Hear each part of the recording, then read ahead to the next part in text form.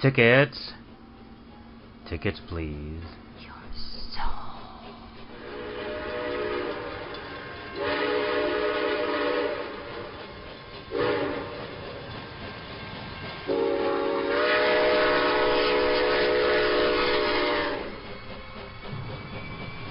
Step inside. Take a ride upon the terror train. All aboard, be fair warned. These rails house fear and pain. Find a seat, don't mind the heat. Just pray the lights stay on. Upon these rails, these bloody rails, in darkness lies no dawn. Yes, step inside, come crawl or glide. With us you shall remain. Upon this ride, this hellish ride, we call the terror train.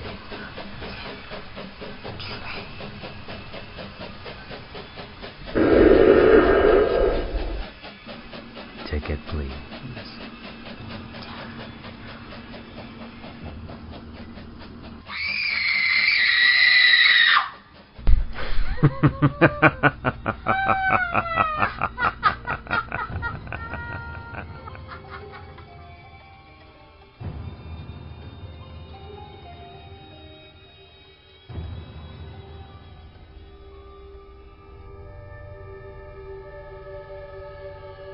James Ward Kirk Publications presents Terror Train. Episode 115, Texas. Welcome aboard. Welcome to my home.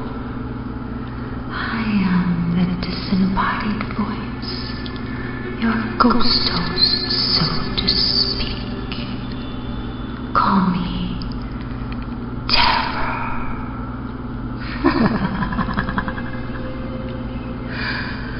Welcome to my train.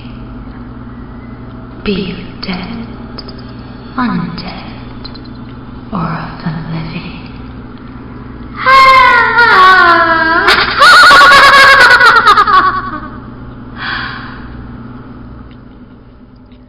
Tonight, for have crawled aboard our train of terror.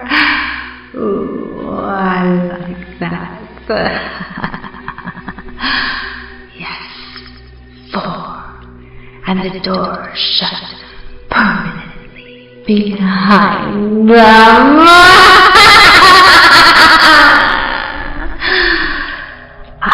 First passenger on this horror-filled evening is Shanoa Carol Brad. Her story involves a lover's quarrel and a ghostly train. Oh, how romantic the dead can be, don't you think? Wanna give it a try?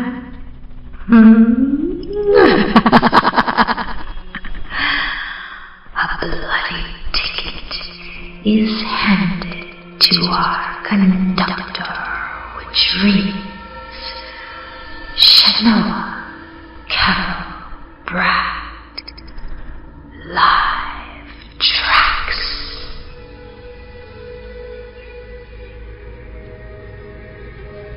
Ticket, please.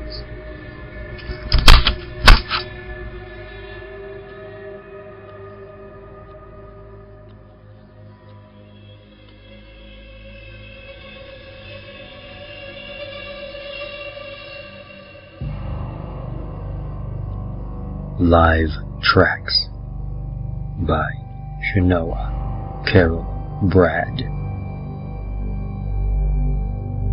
I still hear the train whistle at night, even though the lines don't run through town anymore.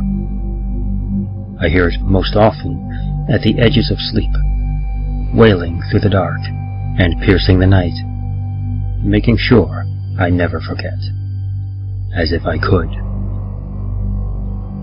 Some nights I tumble out of bed and dash onto the street to see if I can still catch it. Part of me feels, not thinks or prays, but feels, in the way of phantom limbs, that if I could just make it outside in time, I'll see the train. And once the engine can be seen, the engine can be stopped. I have to try. I'm getting faster, but no matter how quickly I sprint, I always seem to miss it. Sometimes I can still smell it on the air, metal, oil, and gross machine heat, reminding me of the night you left. The engine of your crappy Kia choking to life after our shouting match, the squeal of tires as you pulled away, and me plunging through the door to face an empty street, the lingering stink of your leaky transmission warm as breath on my face. I was going to surprise you with a new engine after graduation, one that wouldn't shudder or balk, but now it sits under a tarp in the garage, like a kid hiding from the boogeyman. The tracks stay quiet through the day, slowly sinking under a froth of weeds and litter, but I've spotted children harvesting warped coins off the rails. If no trains run through town anymore, what flattens the pennies? Your mother used to hear it too. I know she did. The train whistle crying its alarm, underscored by the thunderous impact as it hits your stalled car over and over, again and again, night after night. I tried to ask her about it, but she refused to talk about the train or the accident. Then, after a while, she refused to talk about anything. She's gone now, fled somewhere without tracks, far away and out of earshot. But I hear it, baby, and I keep trying to catch it. I couldn't stop her from leaving, just as I couldn't stop you from driving away that night. Just as I can't stop the train from screaming now. What bothers me the most is not that I'm being haunted. I can live with that, if you'll pardon the pun. What bothers me is that the train came back, but you didn't. I've kept your room the same, just in case. And there's still a row of your energy drinks waiting, unopened, in the fridge. If I have to wait, I'll wait. And if I have to keep chasing the train, that's what I'll do.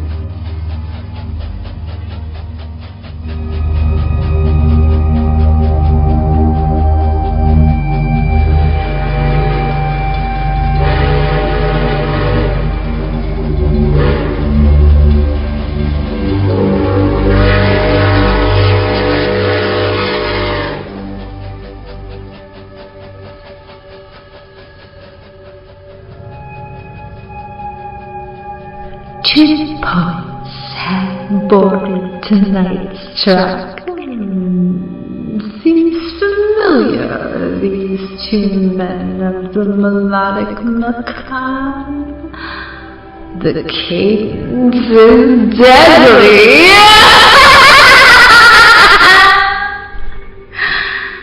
Their poem narrates a story of a circus train. No cotton candy dreams here. Oh no, here lies nightmares.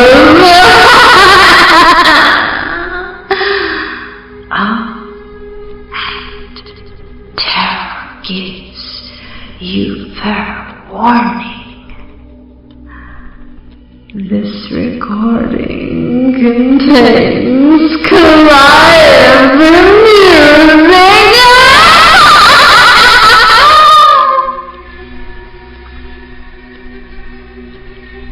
Their bloody ticket reads Stephen Alexander and Roger Cowan. Circus train.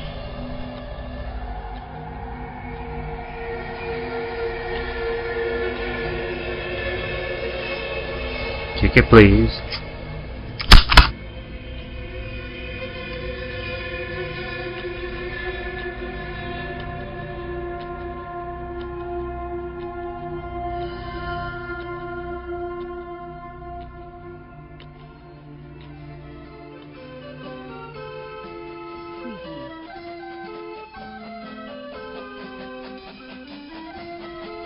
Circus Train by Stephen Alexander and Roger Cowan.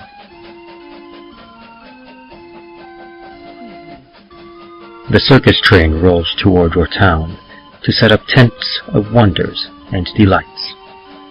For the price of admission, you can see grinning clowns in whiteface, packed inside their psychedelic clown cars, live acrobats dangling precariously from wires, long-legged lovelies riding high-stepping elephants, and trained tigers jumping through hoops of fire.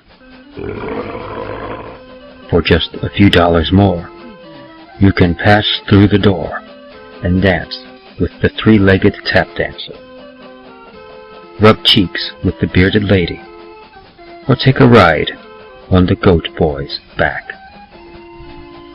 And, for the mere price of a dream, this circus can make you scream.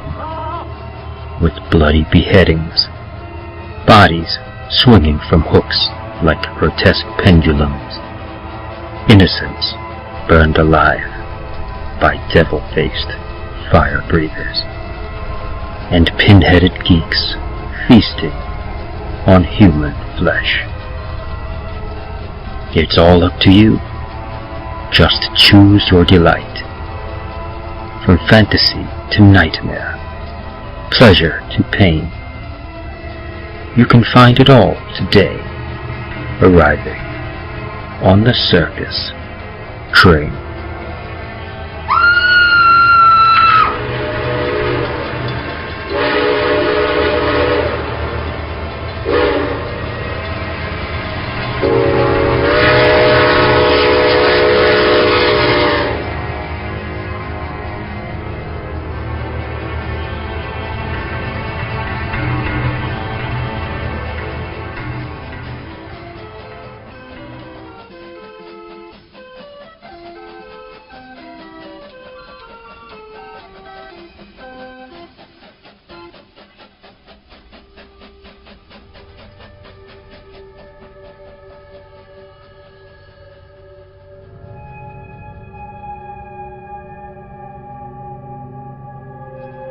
From Texas, our final passenger is trapped helplessly aboard. Oh, yes, kicking and screaming, of course. A hellish tale in exchange for his mortal soul. Involves a train where mutilation runs rampant, and an Englishman is not quite what he appears to be. Oh, those bloody Englishmen!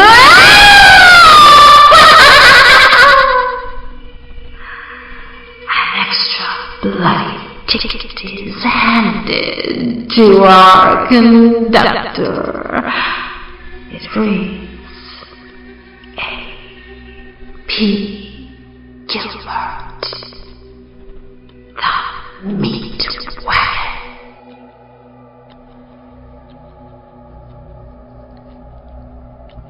Ticket, please.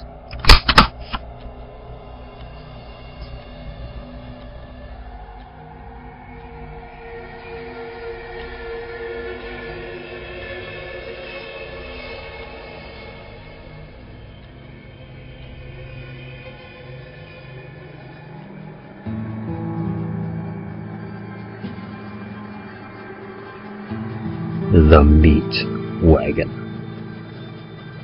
by A.P. Gilbert.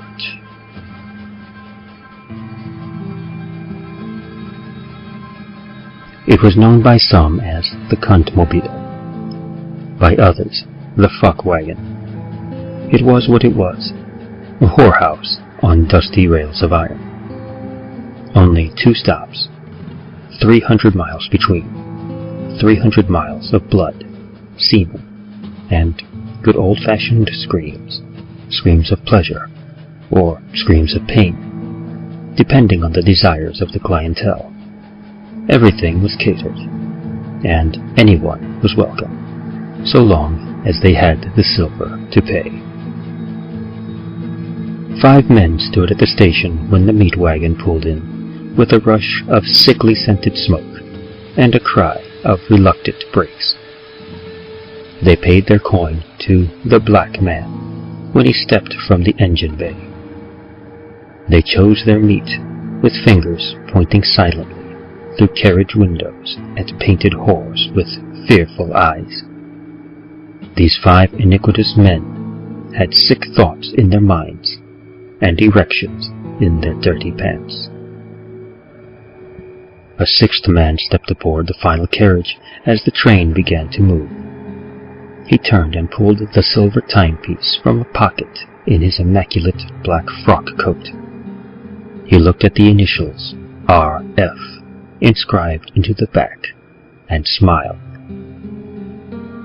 The black man shoveled another pile of coal into the firebox and watched as the flames licked harshly between the black rocks. 10 long years he had been shoveling from that same pile of coal into that same hellish pit, never relighting it, never restocking the fuel. He couldn't remember his life before the train, not even his name, but he remembered with clarity every day since. He could picture the dead faces of 1,000 nameless women whom he had thrown from this iron monster to be devoured by the coyotes and the crows. He scratched with chapped fingers at the black metal mask that covered his face. How he longed to remove his shroud. How he longed to touch the skin of his face again. 10 long years of service, and his time was nearly up. The black man had paid his dues, but for what? He wasn't aware. All he knew was that he would be there soon. Grace Edgley looked at the man in front of her, his hard prick sticking out of his dirty yellow underpants in an unwavering salute. "Didn't you hear me, bitch?" he spat. She'd heard him. He tugged at his ragged black beard as he kicked one leg from the brown pants lying at his ankles. In the years she'd been traveling inside this roaming locomotive, she'd not heard a demand of this nature. He had asked for a child. He walked across the room to her, small puffs of sawdust lifting from the floor at each step, his cock bouncing in front of him as if on its own volition. She licked her lips and found her voice. "Wouldn't you rather let me—" He cut her off with a raised hand and stepped to within an inch from her nose. She felt his hot, pungent breath touch her lips. He grabbed her hair, tied up in a neat plait, and turned away, dragging her backward. She grasped at his hand as her feet kicked along the floor, but he was large and his grip strong. Grace found herself flung face first onto the bed beside the window. He straddled her naked back, pulling her head backwards with his left hand on her forehead. She struggled to breathe, trying to move around, attempting to shift his weight. He released her forehead, then struck her in the side of the face with a huge fist. Grace screamed out and felt heat spread across from her ear and down her neck. He avoided her flailing punches and twisted her arm up so that her hand was between her shoulder blades. She tensed, but kept quiet. He leaned forward and whispered into Grace's ear. She felt the wiry hair of his beard against her cheek. "You will do as I fucking say." She could barely hear him over the ringing in her ear. "Okay," she answered softly. After a few moments, he released her and stood. She waited until he had stepped away from her bare body before twisting and propping herself up on her elbows. He leered at her big breasts as she stood, and he smiled at her with a sideways grin, half full of blackened teeth. She scowled before walking past him out of her suite, into the corridor. The black man flicked off the monitor to Suite 3. The name Gerald Death stayed lit at the bottom for a second or two before blinking out of sight. The black man had often wondered how the train knew who was in each suite. Wondered, but never discovered. Not that this was the only puzzling occurrence on a train so full of mystery. He looked at the surveillance screens that constantly recorded the corridors running down the right side of the train. He thought he saw something in the rear carriage and zoomed in, using a small black knob beneath a line of flashing lights. Only a heat shimmer, nothing solid. He flicked on the monitor to Suite 7. The name Billy Flack scrolled the width of the screen before the view to the room's interior became clear.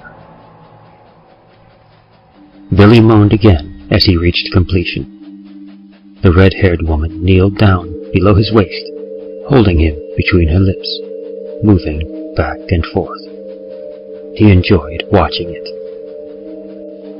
Billy had been reluctant to come here at first, but his pa had insisted. He had even paid for it. A 16th birthday gift. Billy was still a virgin. The boy bucked against her, clutching at the back of her head as he released his seed into her mouth with a cry. He lifted his hands. She moved slowly backwards and let his softening cock fall from her mouth before looking into his face with sultry eyes and smiling lips.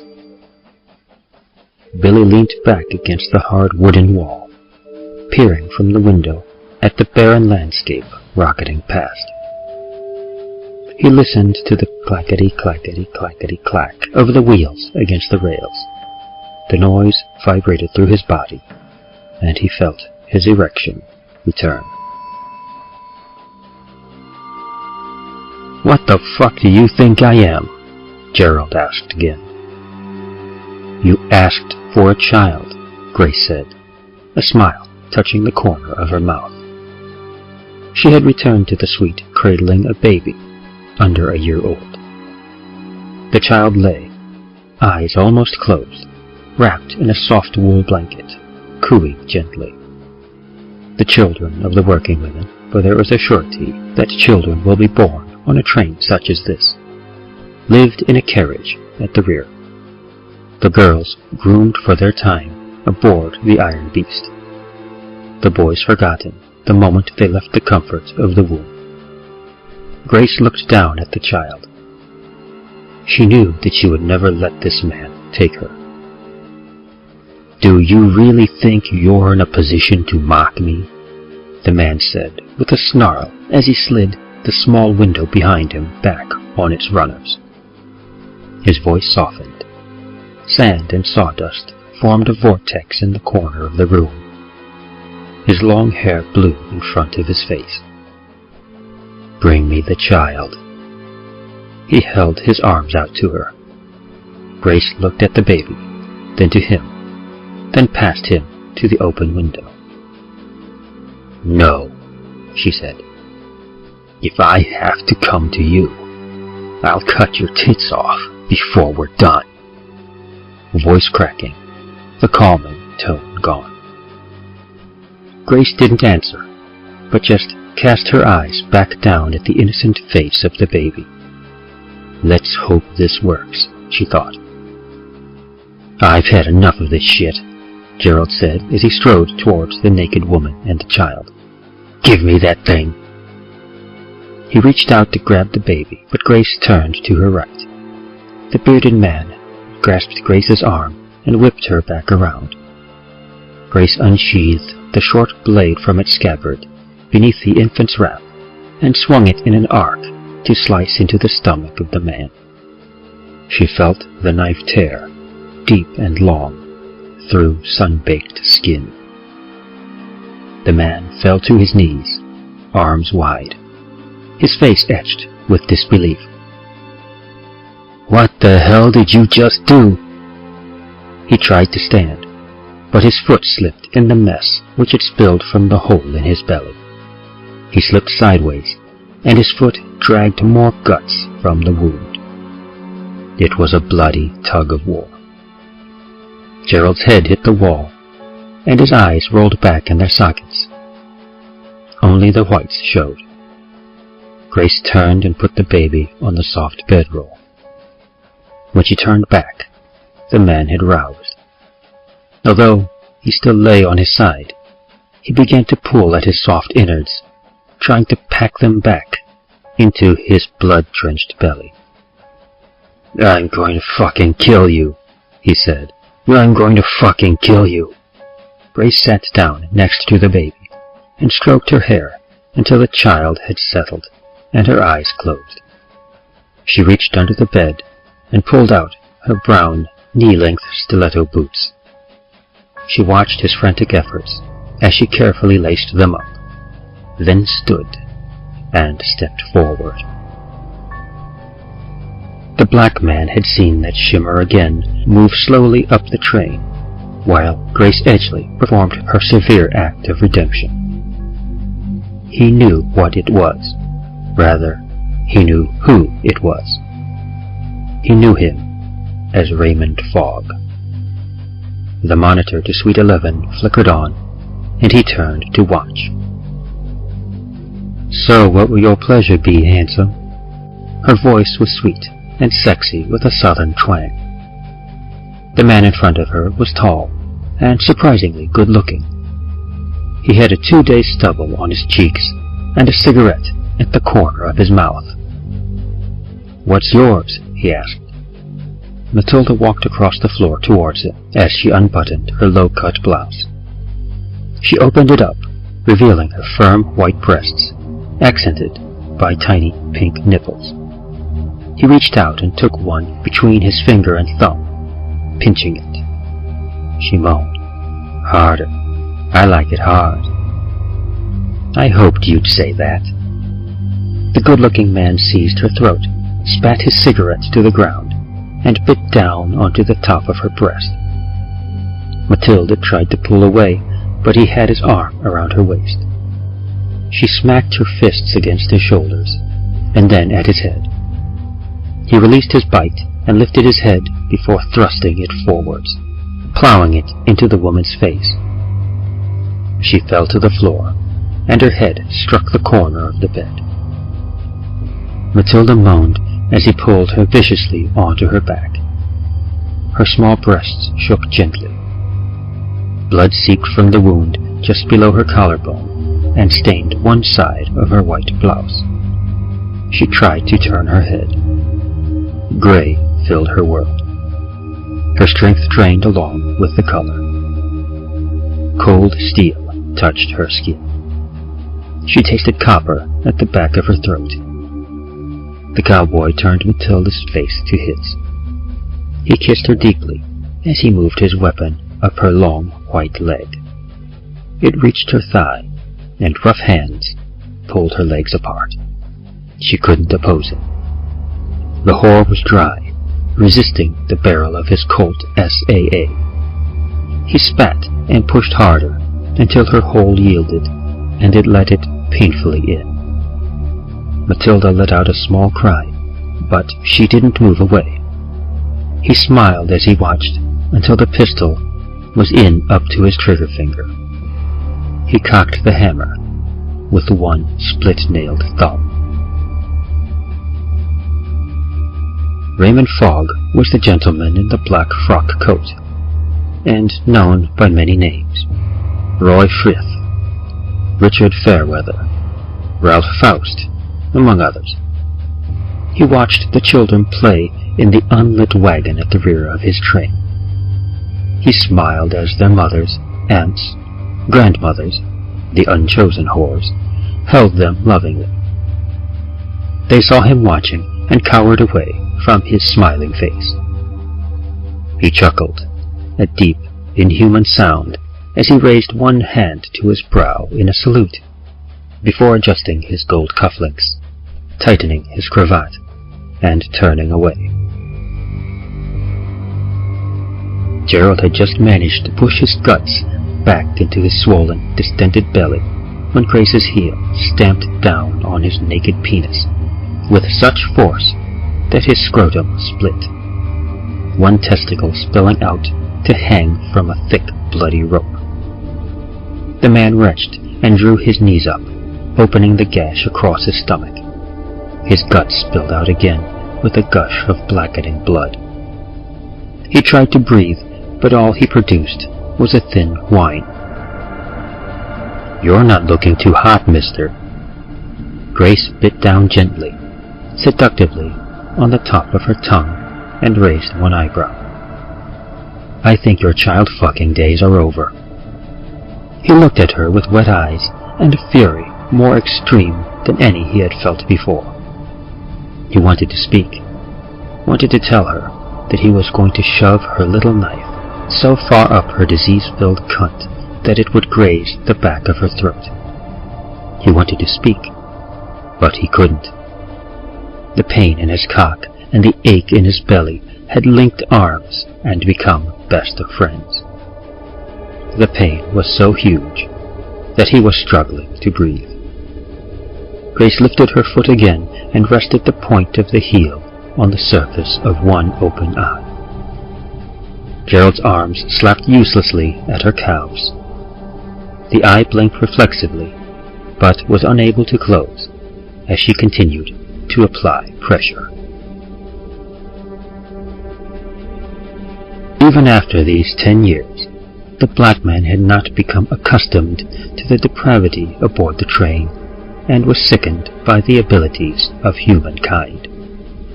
He closed his eyes beneath his mask and breathed deeply. He was so tired, but he still had a job to do. The monitor for Suite 13 flickered on. "And that's why everyone in Arizona knows the name of William Stryker." Eleanor fought against her yawn as he concluded his tale. "So, we gonna fuck?" She lay impatiently on her bed. It was the first time she had wanted a client to get a buck up. She was getting bored, and if she didn't get him moving, the black man would be upset. Yep, I'm getting there." He was an old boy, looked like a retired gold prospector.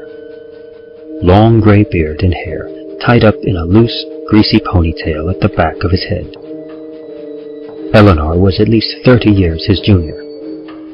Her firm breasts and a purple, uplifting corset showed her trim belly and sleek shoulders. She stood from the bed and walked to the chair where Stryker sat.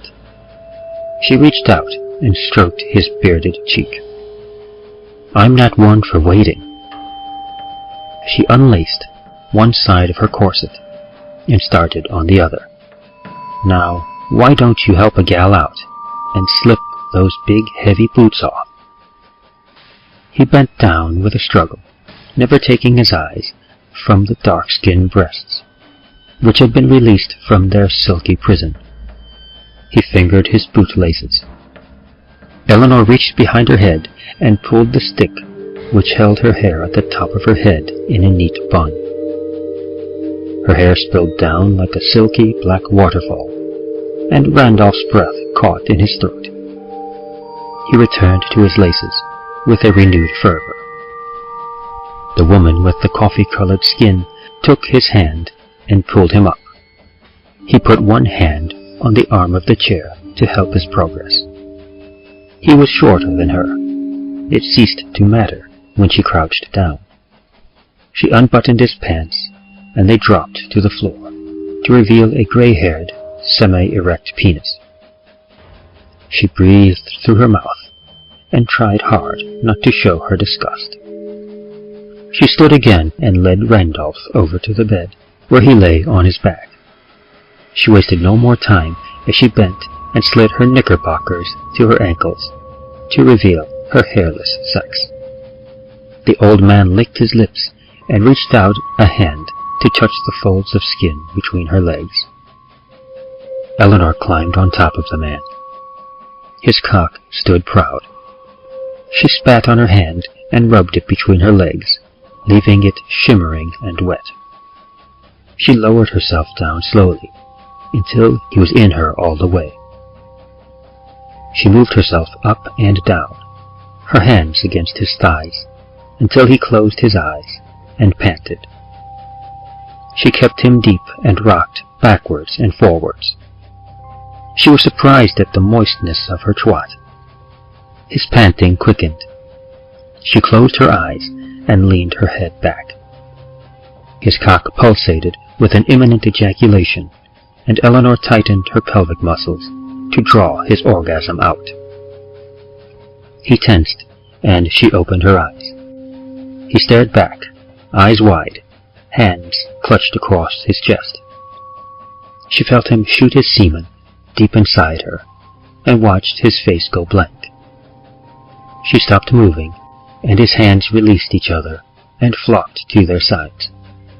His eyes stared up at her, unseeing, dead. Eleanor shrugged and started to move again, leaning back against the dead man's thighs as she rode him to her own end. The black man looked away from the monitor at a knock on his door. Rat-a-tat-tat. It was barely noticeable over the clack-a-clack-clack of the locomotive's drive, but the black man always knew when his cab was touched. He looked to his left. There was a narrow doorway which led to a corridor attached to the outer edge of the tender. He reached down to the hand wheel on the solid door and turned it. The door opened outwards, and he, turning sideways, stepped onto the windy gangway. A large man stood in front of him, just inside the foremost carriage, at a door to the first suite. The black man gazed at him through his unmoving mask.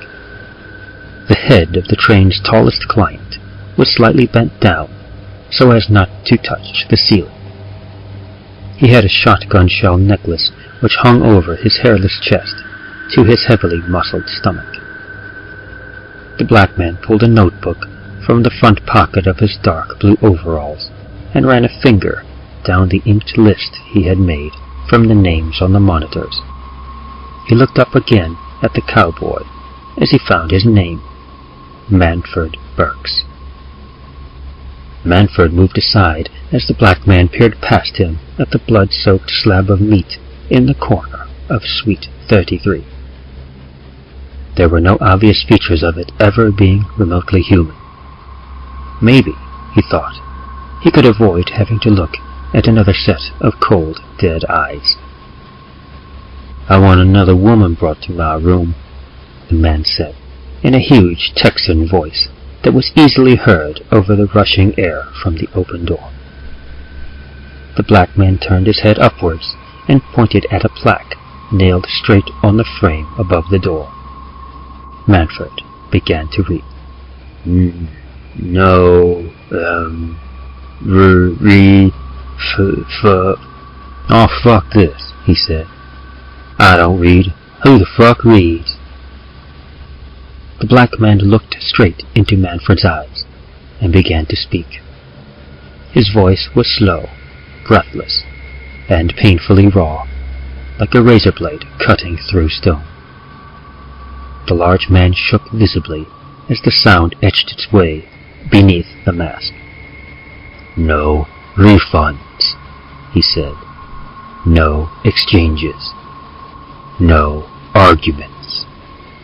Any complaints must be made in writing to me, the black man said, lengthening me until it began to sound like a scream.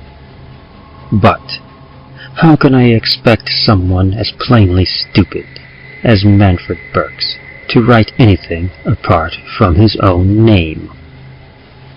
Manfred struck without warning, a huge fist aimed at the black man's head. The masked man stepped backward and raised his own fist to meet the Texan's. The two hands connected, and, although the driver's hand was dwarfed, it was the bones of the cowboys that shattered. Manfred screamed and clutched his hand with his other shovel-sized limb. Look what the fuck you done, you little freak! But the black man didn't look. He turned away, unperturbed. Manfred ran at him. As he reached the open door to the gangway, the black man turned and seized the cowboy's throat. His fingers dug in around the man's trachea. Manfred slapped at him, trying to break his hold, but the black man did not falter. With ease, he lifted the heavily muscled man off his feet. Twisting, the black man slammed Manfred against the ground in the doorway to his corridor. The black man stepped over him and took hold of the hand wheel. He pulled the door against the fallen man's cheek. Manfred got his hand up and held onto the rim. It made no difference. The black man continued to pull and watched as the metal door began to draw blood across the man's face. The crack of Manfred Berks' jaw was audible even that close to the driving wheel and pistons. The man tried to cry out. As he released the tension of his clenched teeth, the door moved quicker, ripping his cheek up to the ear, taking with it a number of rear teeth. The black man saw the Texan had lost consciousness, but continued to pull, until the top half of his head rolled inside. It looked like a snack bowl on the floor. The door latch closed. Don't you think you should stop that, my dear? Grace turned at the voice of the well-spoken Englishman who stood in the doorway to her suite. In her shock, she almost let her heel slip deeper into the gutted man's eye socket. She removed her foot from the lightly breathing blind man and stood up straight. She opened her mouth to speak. Nothing came out. Oh, don't worry, my sweet. I often have that effect.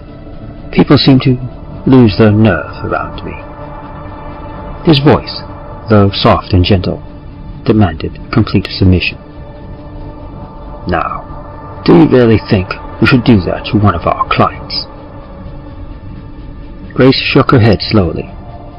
She gazed into the blue eyes of the man standing before her and watched them change to brown and then to green. His face changed constantly, yet remained the same. He was beautiful. Why don't you take a walk with me, Grace? He took her hand. He helped her to step over the man and put his hand onto one bare buttock as they walked outside. She glanced backwards at the bed where she had laid the sleeping baby, but the child was gone, and soon enough Grace's memory of her had disappeared too. She walked alongside the gentleman, but she felt as if she were floating Her limbs were not her own, yet she still felt many cold hands touching her skin. Cold hands that belonged to Raymond Fogg. She closed her eyes and let him lead her. Billy looked up from between the girl's legs at the man standing in the doorway to his suite. The girl, Mabel Boyd, lay naked, hands wrapped in knotted red hair, a moan of pleasure caught in her closed throat. Neither of them spoke against the unexpected interruption. "Oh, this just won't do," wailed Grace. He didn't wait for an answer, nor did he get one. "I can't have this going on in my train today." He waved a finger between the two naked people in front of him. "Today is a very important day." They all looked at him, silent, unable to move. "Oh dear," he said in that soft and friendly voice. "How did you think this would pan out? Pay your coin and take your woman when you leave? That isn't the kind of establishment I'm running here." He chuckled softly. "My train isn't the kind of place where that happens." He walked over and sat down on the bed next to Mabel's head. He stroked her hair gently. "I am sorry, my dear. You see, today we've had a change in destination, and they're rather strict at the next station. Only one person per room." I know, he said, though no one had commented. "It's a strange rule, but I'm not the one that made it up." He chuckled again. "I don't like to be the bearer of bad news, but I'm afraid only one of you can leave this room. I'll leave it to you to decide who." Billy and Mabel looked towards each other as the suited man stood and walked away. The door closed, and the silence was broken. Grace followed Fogg through the narrow corridors, past suite doors both open and closed. They passed from one carriage to another, and then into a third. As they reached the first suite, a shot rang out, and a hole appeared in the wall beside Fogg's head. He turned to face the hole, and Grace saw the wound in the side of his face. One eye hung from a bloody socket. He grinned. "Ah, splendid." He opened the door. Matilda's face had been mutilated. Skin peeled away from bone. Her tongue lolled around in a cavernous mouth filled with broken teeth and saliva-diluted blood. A gaping hole filled most of her lower stomach, where her insides had been turned into a bubbling mess of blood and bile. Black burns lined the lips of her vulva. The skin had blistered and burnt. "Splendid," Fogg said again, as he looked over at the man standing silently in the corner. "I really wish I could stay and observe, Mr. Compton, but, alas, I have other business today." Elmer Compton nodded. "Please, continue." Fogg turned back to the door, and Grace saw his face had returned to its former beauty. The black man waited in his sooty cab as Fogg walked down the narrow corridor beside the tent.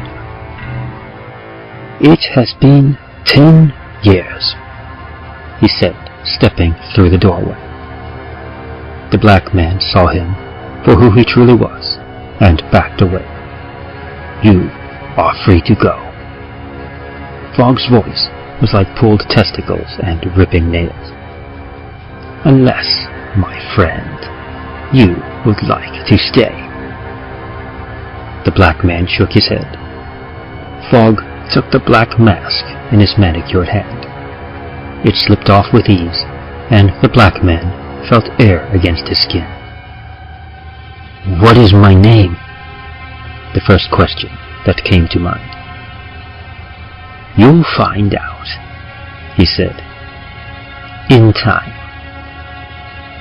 Then the black man disappeared. Grace pulled at the arm of the eyeless cowboy as she dragged him through the dark corridors outside the locomotive's tender. This is what he had requested, so she had returned to her suite to do his bidding. "Thank you, my dear." A genuine-looking smile. "I will join you shortly." Grace turned and walked back outside. She was still naked. Even in the cold air, her body dripped with sweat. She looked at the bloody trail from the body she had destroyed. Touching herself, she smiled. Gerald was still alive. Somehow. His guts had spilled from his belly again. "How would you like to live, my friend?" Fogg asked.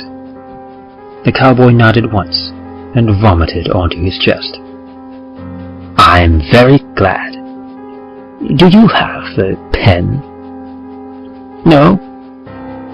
"Oh, well, I'm sure we can think of something." Fogg pulled a folded sheet from the inside pocket of his black suit jacket and spread it in front of the cowboy. He reached down, pulled a fat coil of intestines to his mouth. He bit into it. Thick black fluid ran down his chin and onto the white collar of his suit. He took the cowboy's finger and dipped it into the gurgling tube and guided it to the bottom of the sheet. "Sign here, my friend," he said. Grace turned as Fogg appeared behind her. The heat had intensified. She looked out across the barren landscape to the horizon. Reds, yellows, and oranges swam across the skies. Rocky outcrops grew in places which had been flat moments before. Swirling purple clouds burst into being. "I'm glad we could be here together, my dear." Fogg spoke to her, but looked into the distance. "It is a pleasure to have such beautiful company." He stroked her bare shoulder. She smiled and reached down to unbutton his pants. "You'll enjoy this, my dear," he said. She nodded as his pants opened, but when she saw the size of the thing Fogg had for her, she began to scream. He didn't even recognize his hands. He looked around, but there was nothing to jog his memory. 2 iron rails running across endless sand. He reached down and touched one of the rails. It was cold, even in the bright heat of the sun. He blinked at the sensation, at the coldness. He remembered his face, hard, cold like ice, a black metal mask. Then it was gone. He squinted at the sun. He needed to move. He would die out here in the desert. He stepped between the tracks and began to walk.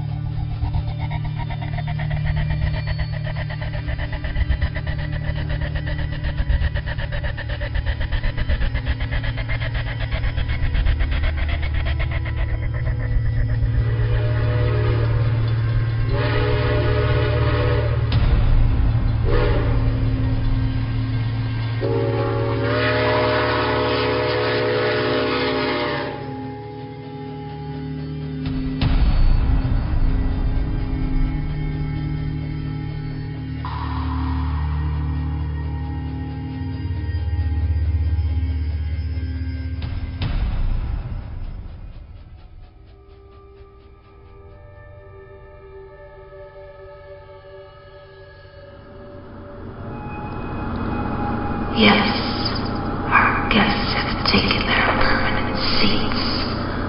From New York to time infinite. Are you ready to join them? Perhaps another story will lure you. Choose a car, any car, for the time we had a permanent guest, as they tell their tales of horror at its best. Come, yes, join me. My name is Terror, who rides the rails eternally upon the terror train.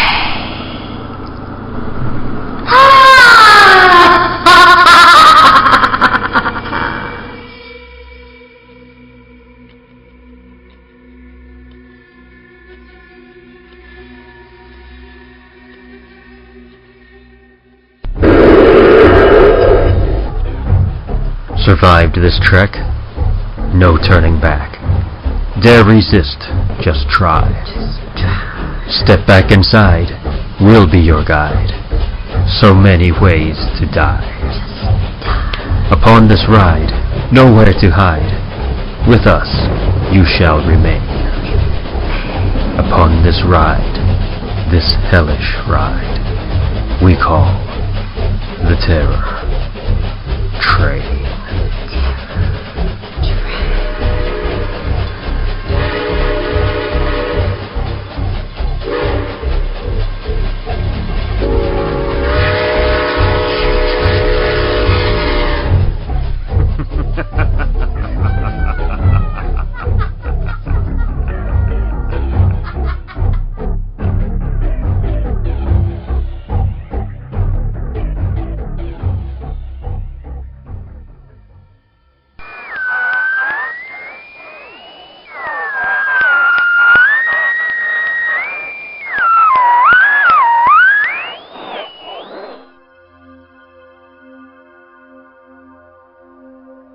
Terror Train Podcast, Episode 115, Texas. Produced by Krista Grabowski, David Schütz II, and Mary Genevieve Fortier. Podcast directed and arranged by David Schütz II.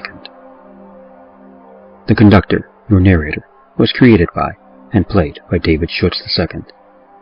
Terror, the Disembodied Voice, was created by and played by Mary Genevieve Fortier. Terror Train Podcast opening and closing poems written by Mary Genevieve Fortier. Host segment dialogue for Terror, the Disembodied Voice, written by Mary Genevieve Fortier. Production music, The House of Leaves, Chase Pulse, The Hive, and The Voices by Kevin MacLeod, Incompetech.com.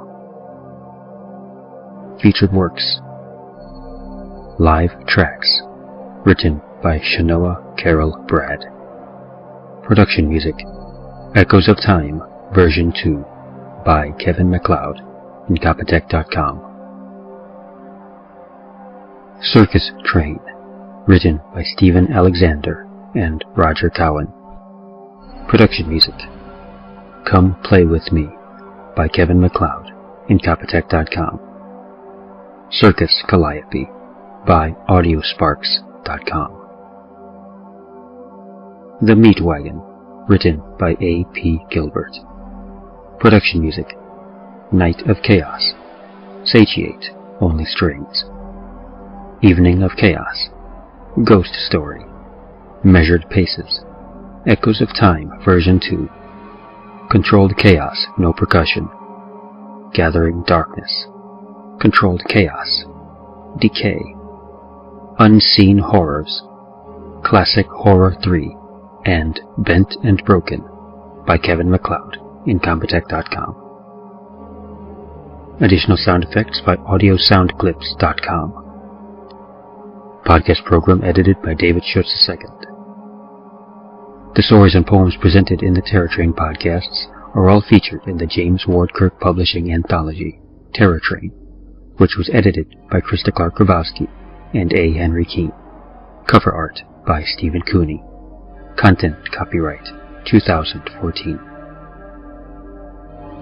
Terror Train, podcast episode 115, Texas. Copyright 2014.